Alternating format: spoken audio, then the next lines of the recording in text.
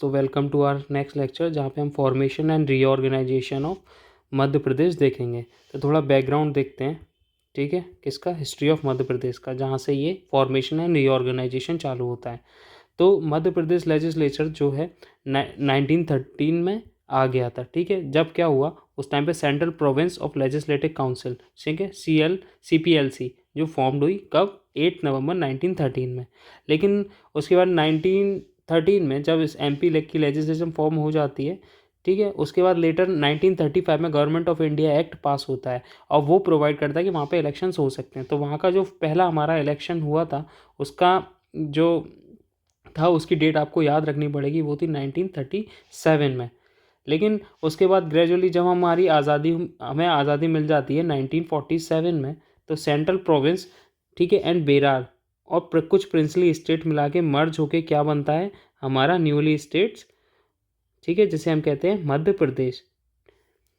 अब इस मैप में देखो यहाँ पे, तो आपको देखने को मिलेगा कि ये वाला जो हमारा पार्ट है ये पूरा, ये हमारा सेंट्रल प्रोविंस और बेरार हो जाता है। इसको प्लस कुछ हमारी प्रिंसली स्टेट्स जो हैं यहाँ की, ये हमारी कुछ मर्ज हो जाती हैं और इसको हम क्या कहते हैं, मध्य प्रदेश बन गया। अब यहाँ पे जब इलेक्शंस हो रहे थे तो हमारी पार्लियामेंट भी होगी, तो वहाँ पे क्या था हमारा कि 184 सीट्स जो सीट्स थी, किसकी, मेंबर्स थे हमारे, ठीक है, किसमें, हमारे मध्य प्रदेश में। जो वहाँ की लेजिस्लेटिव असेंबली थी वहाँ पे 184 हमारे जो थी सीट्स थी।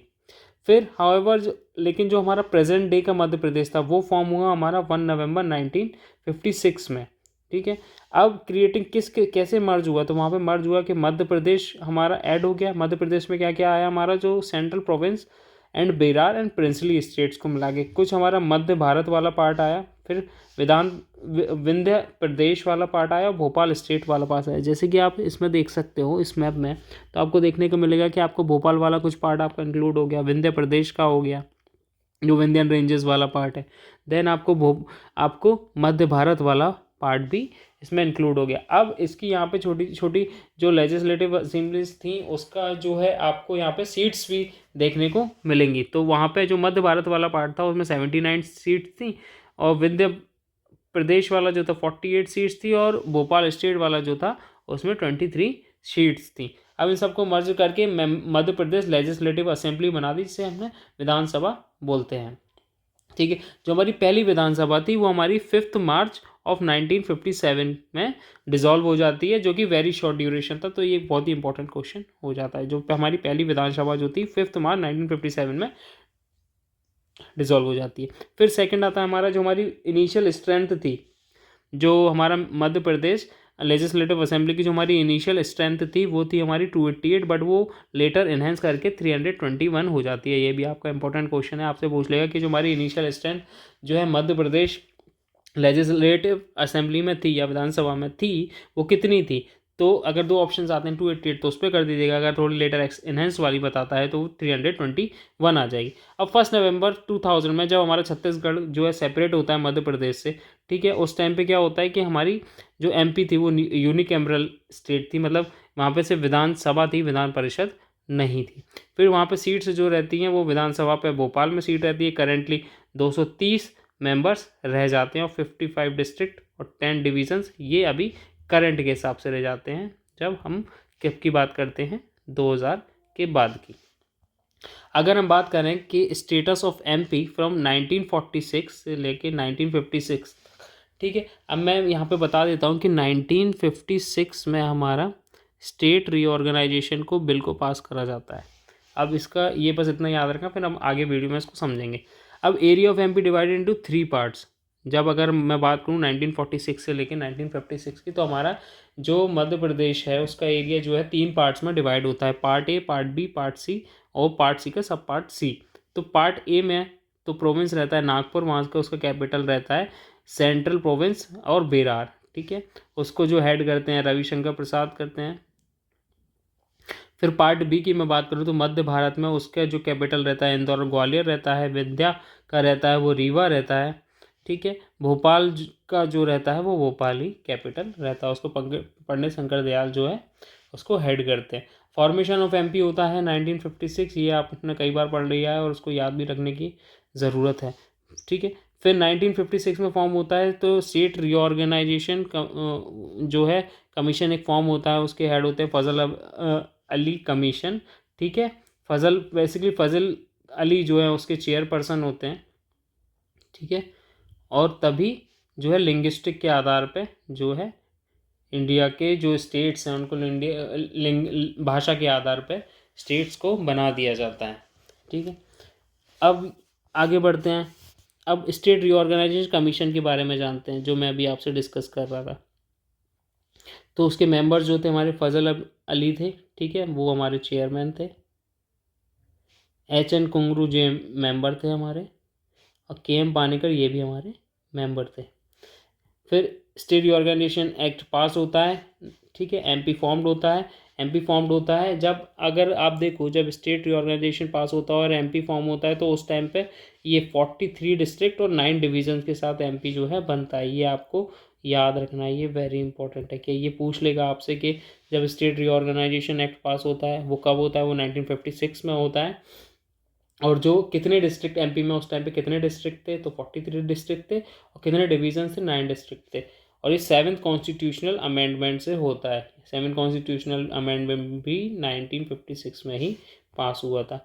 अब कुछ इंटरनल रीऑर्गेनाइजेशन ऑफ एमपी देखते हैं। अभी हमने देखा था कि हमारी जो है MP state as a state बन गया है, ठीक है, बन गया। अब स्टेट के अंदर हमारे कुछ डिस्ट्रिक्ट्स होंगे, वो या तो इंक्रीज होंगे या हम उसको मर्ज करके कम कर देंगे। तो वो हमें क्या देखना है, उसका रीऑर्गेनाइजेशन देखना है। अभी हमने क्या देखा था, एमपी स्टेट का फॉर्मेशन। अब रीऑर्गेनाइजेशन ऑफ मध्य प्रदेश देखते हैं।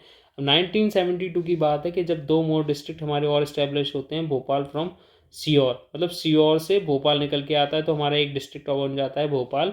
और 45th डिस्ट्रिक्ट बनता है हमारा राजनांदगांव फ्रॉम दुर्ग डिस्ट्रिक्ट से, यहाँ से निकलता है। अभी हम 1972 बात कर रहे हैं जब हमारा छत्तीसगढ़ जो है एमपी का ही पार्ट था। फिर 1988 में क्या होता है, D R Kabir district reorganisation commission आता है, जो कि एमपी स्पेसिफिक ही रहता है, जो इंटरनल रीऑर्गेनाइजेशन देखता है एमपी स्टेट का। तो उस टाइम पे 8 न्यू डिस्ट्रिक्ट निकल के आते हैं जो बनाते हैं उस टाइम पे, जैसे मुरैना हो गया, शहडोल हो गया, ठीक है, मंदसौर हो गया, होशंगाबाद हो गया, जबलपुर हो गया, मांडला हो गया, ये 1988 में निकल के आते हैं। अभी भी Chhattisgarh is part of MP. Then कुछ खरगांव निकल के आता है, वो बरवानी से निकल के आता है 1988 में।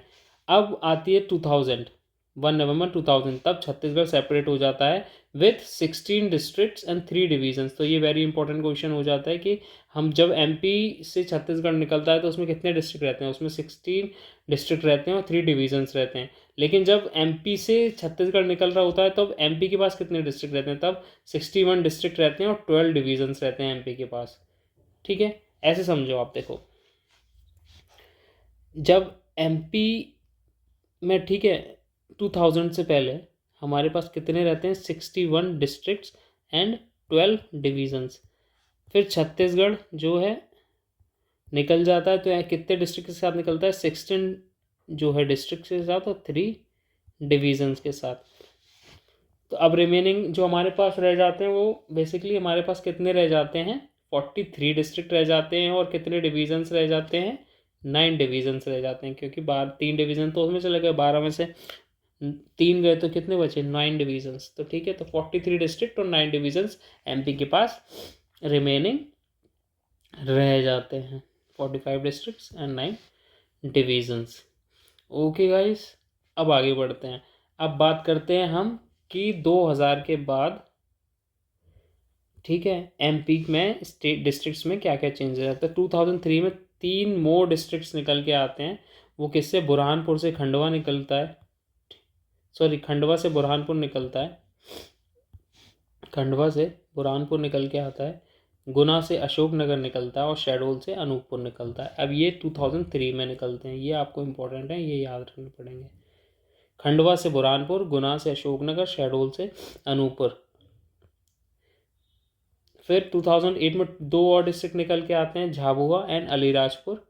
झाबुआ से अलीराजपुर निकलता है और सीधी से सिंगरौली निकलता है। फिर 2013 में शाजापुर से अगर मालवा निकलता है जो 51st डिस्ट्रिक्ट होता है। 2018 में टीकमगढ़ से निवाड़ी डिस्ट्रिक्ट निकलता है, निवाड़ी डिस्ट्रिक्ट, ठीक है, ये 52 डिस्ट्रिक्ट होता है। फिर 2023 में हमारे 3 डिस्ट्रिक्ट और बनते हैं। रीवा से मऊगंज निकलता है, छिंदवाड़ा से पंदुरना निकलता है, सतना से मैहर डिस्ट्रिक्ट निकलता है, जो कि हमारा लास्ट डिस्ट्रिक्ट होता है। तो इससे ही हमारे 55 डिस्ट्रिक्ट हो जाते हैं एमपी में। अब हमारे कुछ डिविजन्स हैं, जो 10 डिविजन्स है उसके आपके नाम पता होने चाहिए। जो हमारा भोपाल एक डिवीज़न है, इसमें हमारे 5 डिस्ट्रिक्ट्स आते हैं। ग्वालियर जो है उसमें 5 डिस्ट्रिक्ट्स आते हैं। सागर में 6 डिस्ट्रिक्ट्स आते हैं। रीवा में हमारे 6 डिस्ट्रिक्ट्स आते हैं। शहडोल में हमारे 3 आते हैं। नर्मदापुरम में 3 आते हैं। चंबल में 3, उज्जैन में 7, इंदौर में 8, जबलपुर में 9 डिस्ट्रिक्ट्स आते हैं। ठीक है, तो सबसे ज़्यादा डिस्ट्रिक्ट किस में आए, जो कि हमारे आए जबलपुर में, जबलपुर डिवीज़न में। और सबसे कम किस में आए हमारे, बेसिकली शहडोल, नर्मदापुरम एंड चंबल। इन 3 जगह हमारे जो है सबसे कम डिविजन्स में डिस्ट्रिक्ट इंक्लूडेड है, और जबलपुर में सबसे ज़्यादा है जो कि है 9। सो ये हमारा क्या था, formation and reorganisation of Madhya प्रदेश। तो आपको इसको ध्यान में रखना, और ये वेरी इंपॉर्टेंट है इसमें, क्योंकि 1 लाइनर क्वेश्चंस आ जाते हैं। So this is all about, thank you guys.